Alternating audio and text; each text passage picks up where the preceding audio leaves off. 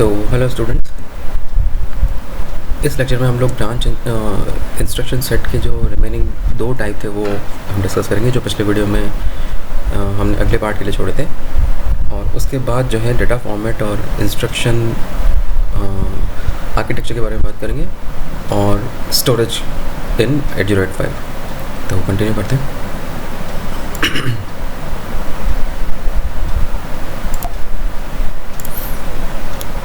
थोड़ा सा basic introduction फिर से ले लेते हैं हमारा इंस्ट्रक्शन सेट के बारे में, क्लासिफिकेशन ऑफ इंस्ट्रक्शन सेट के बारे में, और उसके बाद जो बचे हुए ब्रांच इंस्ट्रक्शन और जंप इंस्ट्रक्शन है उनके बारे में हम लोग बात करेंगे। इंस्ट्रक्शन क्लासिफिकेशन,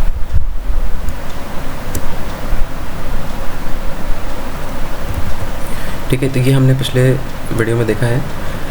इंस्ट्रक्शन बेसिकली क्या होता है, एक बिट बाइनरी पैटर्न होता है जिससे हम 8085 माइक्रोप्रोसेसर को इंस्ट्रक्शन देते हैं कि करना क्या है, ठीक है। पूरा का जो इंस्ट्रक्शन सेट का जो ग्रुप होता है उसको हम एंटायर इंस्ट्रक्शन सेट बोलते हैं।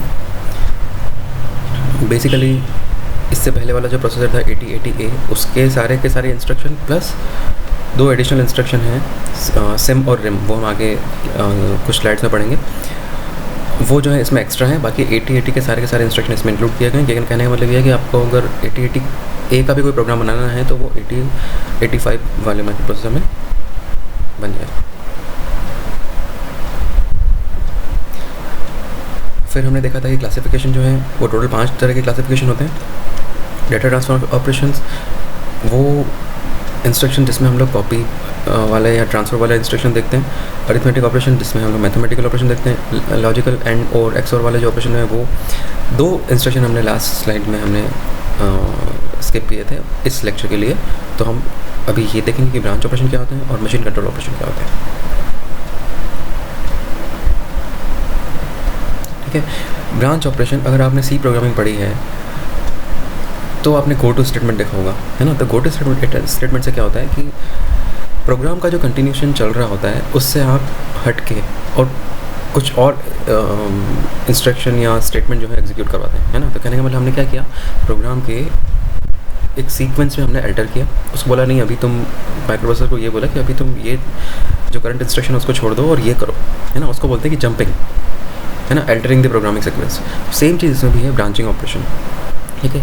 किसी सिचुएशन में अगर मान लो हमें कंटिन्यू जो अभी जो इंस्ट्रक्शन चल रहा है उसको छोड़ के कुछ और करवाना है, ये कंडीशनल भी हो सकता है, अनकंडीशनल भी हो सकता है, वो करवाना है तो उसको हम लोग ब्रांचिंग ऑपरेशन से करेंगे, ठीक है।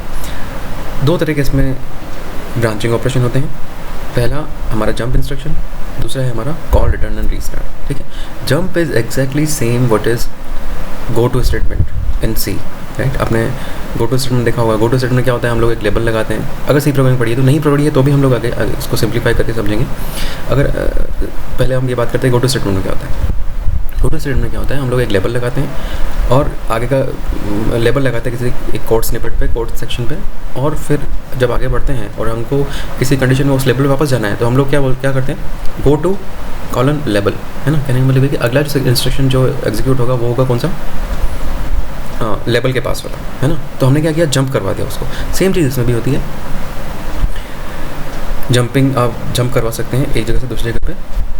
दो तरह का हो सकता है, ये कंडीशनल भी हो सकता है, अनकंडीशनल भी हो सकता है। कंडीशनल का मतलब ये है कि कोई पर्टिकुलर कंडीशनल मीट होती है तो वो जंप करेगा, है ना।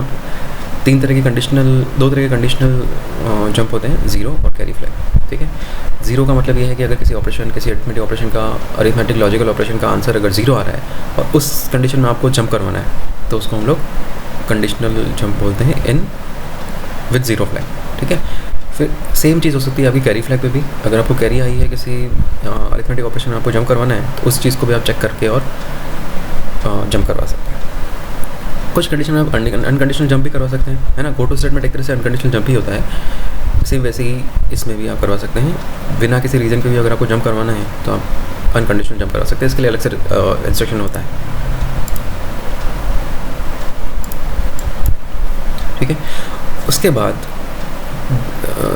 तीन हमारे पास दूसरी तरह के जंप इंस्ट्रक्शन है, ठीक है। अगर आपने सी प्रोग्रामिंग पढ़ी है तो आपने फंक्शंस भी पढ़े होंगे, है ना, हमने पढ़े ही हैं। तो फंक्शंस में क्या होता है कि हम लोग बेसिकली फंक्शन क्या होता है, एक सेपरेट कोड स्निपेट होता है जिसको हम लोग कॉल करते हैं, है ना। करंट प्रोग्रामिंग सीक्वेंस से हम उस कोड स्निपेट को कॉल करते हैं। वो जो कोड स्निपेट है वो एग्जीक्यूट होने के बाद वहाँ से फिर से रिटर्न होता है, नेक्स्ट इंस्ट्रक्शन उसी लाइन से वापस से स्टार्ट हो जाता है ना। ये चीज़ होती है। सेम चीज़ इसमें भी है, कॉल, रिटर्न एंड रीस्टार्ट। ठीक है, कॉल क्या करता है, किसी अपने अपने 8085 या माइक्रोप्रोसेसर की लैंग्वेज में फंक्शन को सब रूटीन बोलते हैं, है ना। तो उस सब रूटीन पे हम लोग जंप करेंगे, वो सब रूटीन एग्जीक्यूट होगा, फिर से नेक्स्ट इंस्ट्रक्शन उसी जगह से आएगा जहाँ से सब रूटीन कॉल हुआ था। ठीक है, तो कॉल करने के लिए तो हमारा कॉल इंस्ट्रक्शन होता है, रिटर्न करने के लिए हमारा रिटर्न इंस्ट्रक्शन होता है, रिटर्न के लिए इसमें अलग से होता है। फिर होता है हमारा रीस्टार्ट, अगर रीस्टार्ट करना है तो। ठीक है, तो हमने 3 तरह के हमने ब्रांचिंग ऑपरेशन पढ़े। ब्रांचिंग ऑपरेशन बेसिकली क्या करते हैं, alter the sequence of program, है ना। अल्टर का मतलब बदलना, ये कंडीशनल भी हो सकता है और अनकंडीशनल भी हो सकता है, और या फिर फंक्शन से हो सकता है ना। 8085 की लैंग्वेज में फंक्शंस को सब रूटीन बोलते हैं। नेक्स्ट देखते हैं, अब हमारा बचा है लास्ट मशीन इंस्ट्रक्शन। ठीक है, मशीन कंट्रोल ऑपरेशन। इसमें हमारे पास 3 तरह के मशीन कंट्रोल ऑपरेशन का मतलब है कि मशीन हमारी होगी 8085, है ना।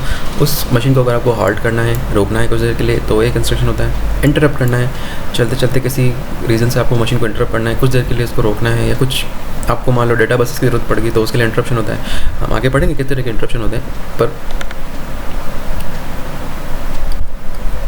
इसका काम यह क्या है, 8085 को इंटरप्ट करना या पिंग करना एक तरह से, है ना। डू नथिंग भी है, कुछ देर के लिए आपको होल्ड रखना है, तो डू नथिंग हमारा भी एक मशीन कंट्रोल ऑपरेशन होता है। तो हमने इस सेक्शन में 2 चीज़ें पढ़ी, ब्रांचिंग ऑपरेशन और मशीन कंट्रोल ऑपरेशन। ये दोनों क्या हैं, type of classification of instruction of data है, इंस्ट्रक्शन ऑफ 8085 है, अलॉन्ग विद 3 अदर ऑपरेशंस। ठीक है, data transfer operation, arithmetic operation, logic operation, और ये 2 चीज़ें हमने अभी पढ़ी। ठीक है, और ये जो 3 क्लासिफिकेशन है ये हमने इससे पिछली स्लाइड में डिस्कस किया हुआ है। अब कोई डाउट है, कुछ भी चीज़ समझ में नहीं आई, आप कमेंट कर सकते हैं, उसको मैं रिप्लाई करूँगा। Thank you. इसके बाद हम लोग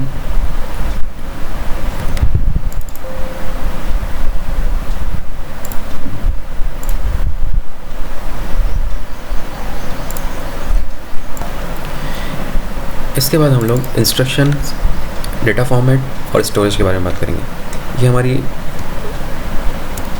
नेक्स्ट सेक्शन है क्लासिफिकेशन ऑफ इंस्ट्रक्शन के बाद।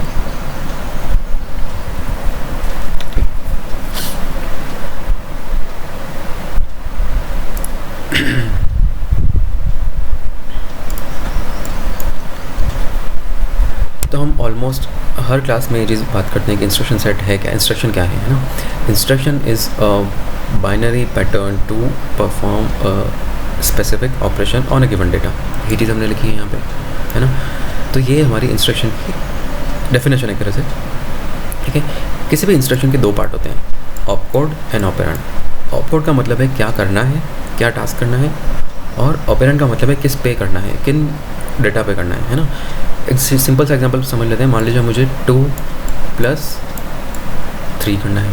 ठीक है, अब ये जो 2 और 3 हैं ये हो गए हमारे ऑपरेंड, ठीक है, जिस पे ऑपरेशन करना है। और ये जो प्लस है ये हो गया हमारा क्या, ऑपरेशन। ये प्लस की जगह पे मल्टीप्लाई भी हो सकता है, डिवाइड भी हो सकता है ना। तो कहने का मतलब ये क्या है, ये तो ऑपरेशन ऑपकोड हो गया। 8085 की लैंग्वेज में इसको हम बोलते हैं ऑपकोड, और इन 2 और 3 को बोलते हैं ऑपरेंड, जिन पे ऑपरेशंस परफॉर्म करना है।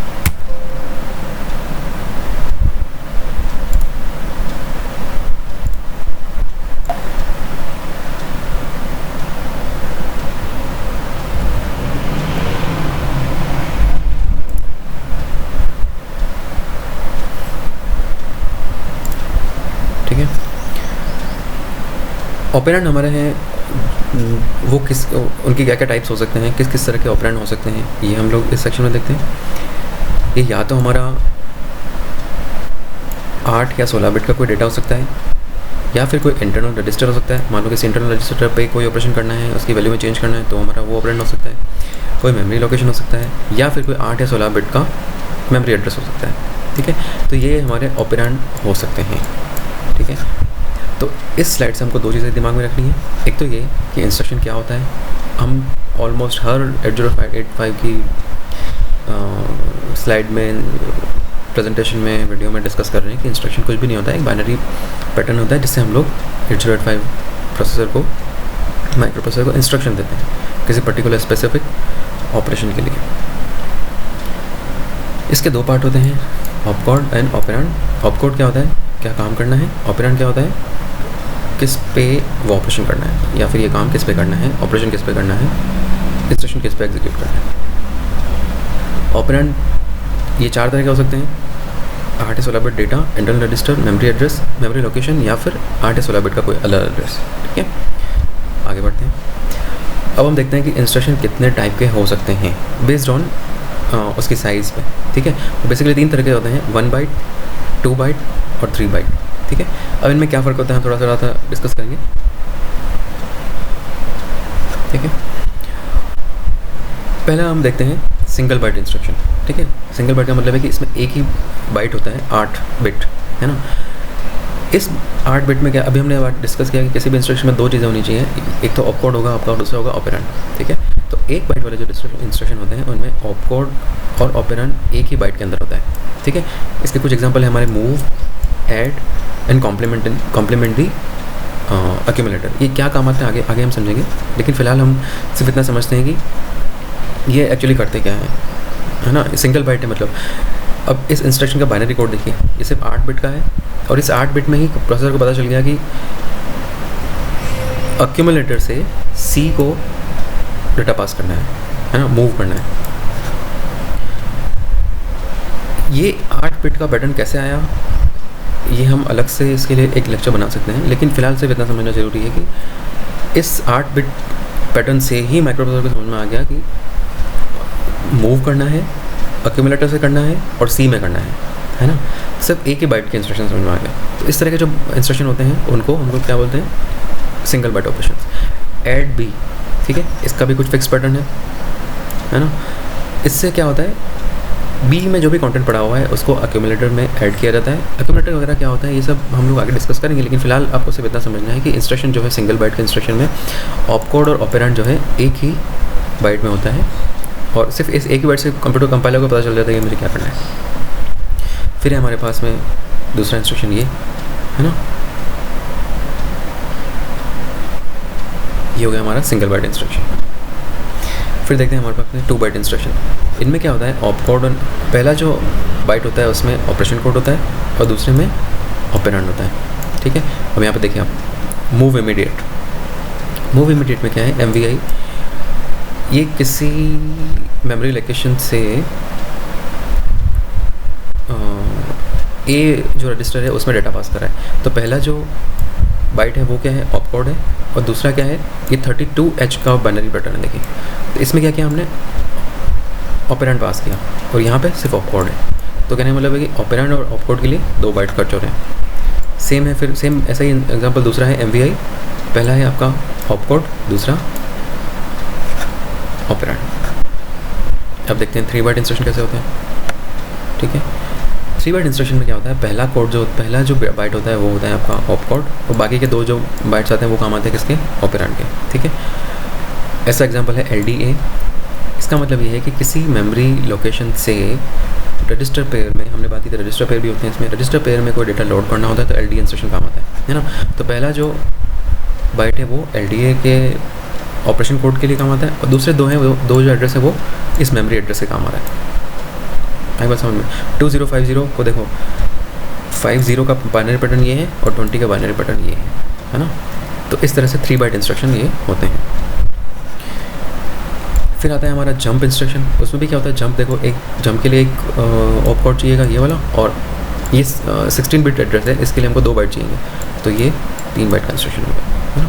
तो हमने अभी देखा 3 तरह के इंस्ट्रक्शन होते हैं, 1 बाइट, 2 बाइट और 3 बाइट। ठीक है, अब देखते हैं डेटा फॉर्मेट कौन कौन से होते हैं।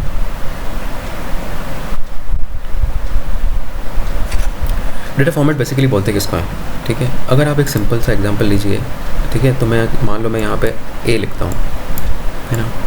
ये क्या है? ए सिंपल शब्दों में ए कुछ भी नहीं है। ए एक सिंबॉलिक या विजुअल रिप्रेजेंटेशन है ए वाली साउंड का, ठीक है, जिसको हमारी आंखें देखती है और समझ जाती है कि ये ए लिखा हुआ है, इसको ए से समझना है, इसको ए बोलना है ना। उसी तरह से 8085 में भी हमको हमारे जो नंबर्स हैं वो बाइनरी नंबर्स, 8085 जो है बाइनरी नंबर ही समझता है, तो उस बाइनरी नंबर को हमको अलग अलग बाइनरी कोड्स में जो है कन्वर्ट करना पड़ता है ताकि उसको हम समझ सकें, है ना। बाइनरी कोड्स हम समझ नहीं सकते, तो वो जो है कन्वर्जन वो क्या कहलाता है? डिफरेंट डेटा फॉर्मेट, है ना। तो कितनी तरह के डेटा फॉर्मेट हम लोग 8085 में यूज़ कर सकते हैं ये हम इसमें सीखेंगे। सिंपल सा, इसमें कुछ भी कन्फ्यूजन होने की कोई भी ज़रूरत नहीं है। बाइनरी पैटर्न को हम लोग किसी और पैटर्न में चेंज करते हैं हमारे समझने के लिए, ताकि थोड़ा समझना ईजी रहे, क्योंकि बाइनरी पैटर्न जो है समझने के लिए हम इंसान तो समझ नहीं सकते, तो उसको किसी को कोडिंग में उसको कोडिंग करनी पड़ेगी, ठीक है। तो 4 तरह की कोडिंग होती है, वो हमारे इसमें कोर्स में है, वो हम समझेंगे कोडिंग कितनी तरह की होती है, ठीक है। पहले कोडिंग होगी हमारी ASCII फॉर्मेट, ठीक है। ASCII फॉर्मेट क्या होता है? एक 7 बिट अल्फ़ा न्यूमेरिकल कोड होता है जिसमें डेसिमल नंबर भी होता है, इंग्लिश अल्फ़ा न्यूमेरिकल कोड होता है जिसमें नंबर आते हैं, इंग्लिश कैरेक्टर आते हैं और नॉन प्रिंटेबल कैरेक्टर्स आते हैं। नॉन प्रिंटेबल कैरेक्टर्स हो गया आपका कैरेज रिटर्न, है ना। कैरेज रिटर्न का मतलब है नेक्स्ट लाइन। और कुछ एक्सटेंडेड ASCII कोड भी हैं जो कि 8 बिट कोड है, ठीक है। हमने सी प्रोग्रामिंग में पढ़ा है कि स्मॉल लेटर से कैपिटल लेटर में चेंज करने हमको ASCII कोड की ज़रूरत पड़ती है ना। सेम चीज़ वही है, वही ASCII कोड है ये, ठीक है। तो हर एक कैरेक्टर को, हर एक सिंबल को कुछ ना कुछ नंबर दिया हुआ है, वही नंबर उसका ASCII कोड होता है। उसके बाद है हमारे binary code, BCD, binary code decimal. Binary code decimal कुछ भी नहीं है, बेसिकली हमको 15 तक, 0 से लेकर 15 तक के नंबर डिनोट करने के लिए 4 डिजिट चाहिए होते हैं, ठीक है। यही कॉन्सेप्ट इसमें यूज़ करके बाइनरी कोड बनाए हुए हैं, ठीक है। बाइनरी कोड में क्या होता है? 1 से लेकर 9 तक, 0 से लेकर 9 तक तो नॉर्मल बाइनरी में कन्वर्ट करते हैं, है ना। 1 0 0 0 1 1 0 1 1 ऐसे करके पूरा 9 तक। 10 से 15 तक क्या होता है? A से F तक डिनोट करते हैं, ठीक है। इसको बाइनरी कोडेड डेसिमल बोलते हैं,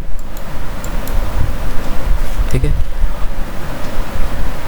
8085 क्या है? वो जो प्रोसेसर है वो एक टाइम पे 2 बाइनरी कोडेड नंबर्स को अकोमोडेट कर सकता है, क्योंकि 8 बिट होता है, एक में आपके 4 बिट खर्च हो रहे हैं। 8 बिट का इंस्ट्रक्शन अगर आप दोगे तो 2 बाइट जो है, 2 नंबर्स जो हैं आप डिनोट करवा सकते हो, है ना। ये हमारा बाइनरी कोडेड डेसिमल होता है।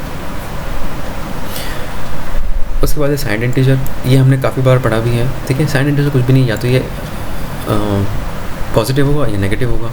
जो आपका D7 बिट होता है, मतलब सबसे हाईएस्ट मोस्ट सिग्निफिकेंट बिट, वो हमारे साइन के काम आता है। अगर वो 1 है तो नंबर नेगेटिव है, अगर वो 0 है तो नंबर पॉजिटिव है। तो इस हिसाब से हम खुद दिमाग लगाएं तो सबसे बड़ा नंबर कौन सा होगा? पहला साइन बिट मान लो हमको पॉजिटिव चाहिए, पॉजिटिव सबसे बड़ा नंबर, तो पहला डिजिट तो हो गया 0, फिर बाकी सारे 1 1 1 1 1 1, ठीक है। यही सबसे बड़ा नंबर होगा, है ना। और रिमेनिंग जो नंबर है हमारे 88 से FFH तक, वो सारे के सारे क्या हो जाएंगे? नेगेटिव नंबर हो जाएंगे। एक चीज़ हमको ध्यान रखनी है कि 8085 में जितने भी नेगेटिव नंबर्स होते हैं वो 2's कॉम्प्लीमेंट के फॉर्म में रिप्रेजेंट किए जाते हैं, ठीक है। तो ये हो गया हमारा साइंड नंबर। अनसाइंड नंबर में कुछ भी नहीं है, नंबर साइंड नहीं होते, सारे के सारे पैटर्न्स, बाइनरी पैटर्न्स जो है पॉजिटिव नंबर से काम आते हैं। तो हाईएस्ट सबसे बड़ा नंबर कौन सा हो गया? सारे नंबर, सारे जो है डिजिट वो 1 हो जाए, ठीक है। 8 डिजिट टोटल, यही चीज़ हमने कर रखी है। 8 बिट के अलग अलग